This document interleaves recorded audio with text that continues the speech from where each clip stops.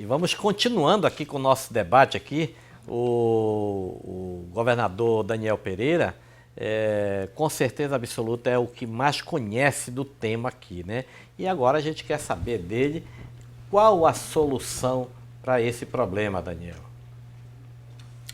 Então, se você for discutir isso do ponto de vista processual, a gente vai avançar muito pouco, né? O deputado Jesuíno, que além de que também é um estudioso, um deputado muito competente, Conhece pra caramba. Conhece muito, e tinha essa vantagem. A Assembleia perdeu, o Estado perdeu um deputado de muita qualidade, né? Isso tem que ser reconhecido. Eu nem sempre eu concordo 100% com as ideias do deputado, assim como ele também não concorda com 100% das minhas.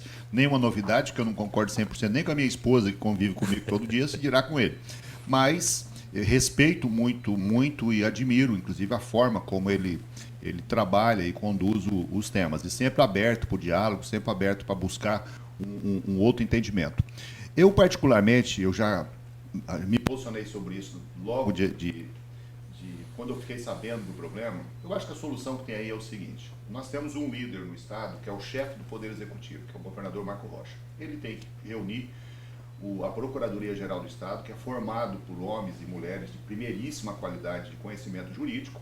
E eu estou convencido que, se você for discutir esse negócio meramente pelo campo jurídico, a gente não vai para lugar nenhum. Eu quero lembrar aqui ao cidadão de Rondônia o processo do Beron. Inclusive um processo que, quando nós começamos a trabalhar para criar uma agenda adequada para isso, se não me falha a memória, o deputado Jesuíno estava comigo numa audiência em Brasília. E esse processo ele não foi julgado juridicamente pelo STF, ele foi julgado politicamente. Porque se eles dessem o ganho de causa para o estado de Rondônia, ele teria que dar ganho de causa para outros estados numa situação idêntica, e isso quebraria o país. Então, o Poder Judiciário tem horas que ele toma uma decisão que, devido à gravidade dessa decisão, ele acaba achando um meio para resolver a situação, né? O que eu estou dizendo com isso? Eu acredito que o governador Marco Rocha, se cercando dos melhores cabeça pensante que nós temos na Procuradoria, ele tem que levar ao Poder Judiciário e ao próprio Ministério Público, eu sei que são homens e mulheres sensatos e sensatas, tem que levar as consequências disso. As consequências para as 700 famílias que estão lá dentro, a incoerência da gente criar uma despesa desse tamanho, né? E aí a gente buscar um meio para resolver essa situação. A Assembleia ainda tem, e o Estado ainda tem alguns recursos, né? Eu me pergunto, até o deputado Jesuíno pode me ajudar, como profundo conhecedor que é, se há legalidade em criar uma despesa que pode chegar a R$1 bilhão sem previsão orçamentária, por exemplo. Jamais. É uma situação para que um país que tem uma lei de responsabilidade fiscal, que cobra isso de forma draconiana. O nosso Tribunal de Contas, inclusive, precisaria ser consultado, não só o aspecto formal de que a gente mandou o projeto sem olhar a vírgula tal ou a vírgula tal. O conteúdo, o total, é que tem que ser analisado e tem que ser levado em consideração. Alguém vai dizer, poxa, mas o Daniel está falando um absurdo. Não estou falando absurdo, não. Eu já fiz isso perante o STF, eu já fiz isso perante a Justiça do Trabalho, eu já fiz isso perante o STJ, por exemplo, que eu fui numa demanda nossa aqui no estado de Rondônia, que eu achava que o ministro não ia sequer me receber. Eu fiquei mais de 1 hora conversando com ele e eu consegui mostrar para ele algo que não estava dentro dos autos, que não se respondia dentro do Código de Processo Civil, mas pela importância social dessa matéria, o ministro mudou a decisão dele, mandou o processo voltar aqui para o estado de Rondônia novamente e recomeçar tudo de novo, né? Então, essa situação aí, ela só tem uma solução: revogar, seja mudando a decisão que foi tomada pelos desembargadores e desembargadoras, ou seja, o próprio Estado falando, não, então tá, o procedimento que foi adotado anterior não foi o adequado, então nós vamos pegar agora, vamos montar uma equipe de técnicos e profissionais para a área com mais tempo e vamos fazer o passo a passo disso, e nós vamos extinguir aquela reserva. Porque aquela reserva é uma injustiça com as pessoas que estão lá dentro há tanto tempo e é uma injustiça maior com toda a população do estado de Rondônia que vai pagar a conta, né? Agora, eu como advogado, e também o deputado Jesuíno, que eu acho que já está advogando, não, ainda não. Para nós, se a gente é do tipo que quanto pior é melhor, ficar do jeito que está muito bem. Eu conheço pelo menos umas 50 pessoas lá dentro, dentro dos que têm propriedade lá dentro do Soldado da Borracha. Facilmente eu posso ser o advogado deles. E é uma ação judicial que a gente não vai perder mais de jeito nenhum. Agora, é justo você impor mais esse julgo às costas da população? É mais essa conta para a população de Rondônia pagar? Eu poderia, como governador que estava na época, simplesmente fazer vista grossa disso e a partir do dia 1º de janeiro de 2019, que eu não era governador mais, procurar o pessoal e falar, opa, deixa comigo que eu tenho a solução para isso. Eu quero a solução que não custe nem um centavo, nem para as pessoas que estão lá dentro da localidade, que foi o Estado brasileiro que os colocou lá através do seu órgão regularizador fundiário, que é o INCRA, e também que isso não custe nem um centavo para o nosso contribuinte. Essa é a solução que a gente quer. Agora, se teimarem nesse negócio, vamos buscar o outro caminho, mas aí vai ficar caro para todo mundo.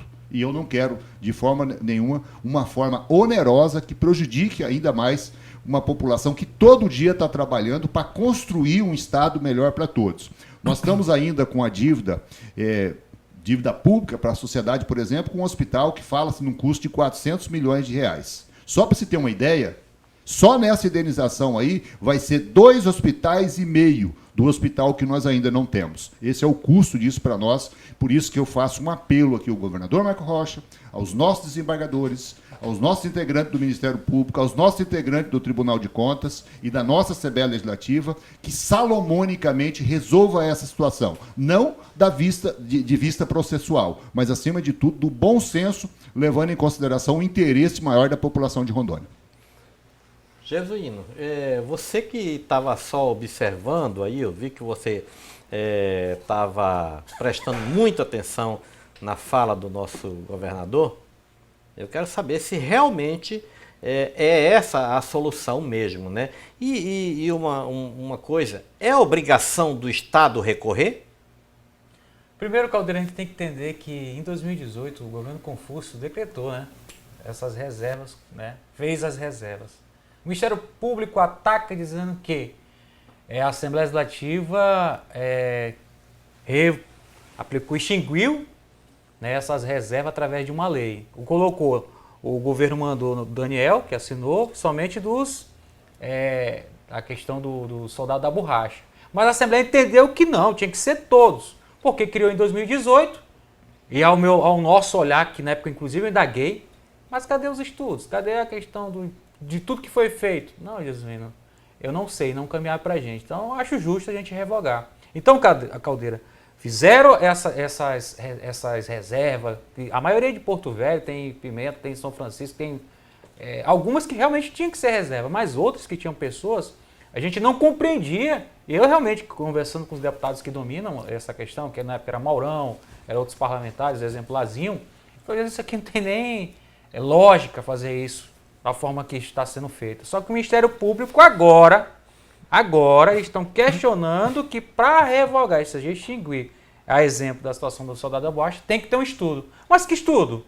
Se está lá latente, todo mundo está plantando. Deputado, aproveitando só para enriquecer a sua fala, qual foi o estudo que teve para criar essa unidade? Bem, é isso que eu estou falando. Não teve nenhum estudo para criar, mas para extinguir tem que ter estudo, entendeu? É essa situação que não está sendo analisada pelos embargadores. Há de se fazer os recursos, mas como bem disse, a resolução do problema é chamando todos os atores, chamando o Ministério Público, chamando todo mundo. Peraí, criei em 2018. Cadê os estudos para a criação? Não teve. Então, cadê os estudos que vocês estão cobrando para extinguir? É algo totalmente que não fecha. A matemática não fecha, Caldeira. Penso que tem que todo mundo, o mais rápido possível, chamar essa solução. Caso contrário, será mais uma dívida que os contribuintes do Estado de Rondônia deverão arcar e pagar. Bispo. Bom, eu penso na fala do deputado Boabadi e também na fala do governador Daniel, quando ele fala dessa questão de ser oneroso para o Estado. Nós estamos falando aí, até a nível nacional, muito em precatório, né? E aí estão dizendo, né, de poder adiar os precatórios. Tem precatório aí, gente, que já está há 20 anos, 25 anos, é herança de família, passa de pai para filho. Um dia paga, tudo bem. Um cara lá no final da fila vai pegar lá uma bolada. Mas, gente, e o cara que plantou? E o cara que tem um projeto? A pessoa que tem um sonho? Como é que fica essas famílias? Porque quando se fala de indenização, não é imediato. Quando você tem uma guerra no Estado, uma batalha, uma demanda, né, contra o Estado, não é uma coisa que, deu ganho de causa, beleza, você tem até segunda-feira para pagar. Não é assim, não. Eles dão um precatório, eles fazem você tornar um tipo de um acionista do governo. Você tem um precatório. O que adianta ter precatório? Né? Se eu vou receber só daqui a 20, 25 anos, não sei se o governador Daniel, ele corrobora comigo nesse pensamento. E aí fica uma situação que não é bom para o Estado, porque o Estado tem as suas coisas embargadas, não é bom para quem fica na fila para receber, não é bom para a gente que poderia estar produzindo, não é bom para ninguém. Eu acho que no ambiente que nós vivemos hoje, gente, de tantas incertezas, e quase pós-pandemia, espero que seja quase pós-pandemia, nós precisamos pensar em crescer, em ir para frente, em trabalhar, em arregaçar as mangas, não ficar criando mais problema, mais trâmite. O Brasil é muito cheio de trâmite, gente. Meu Deus do céu, precisa parar com isso. Zezinho. Olha, eu acredito no bom senso de todos nesse momento.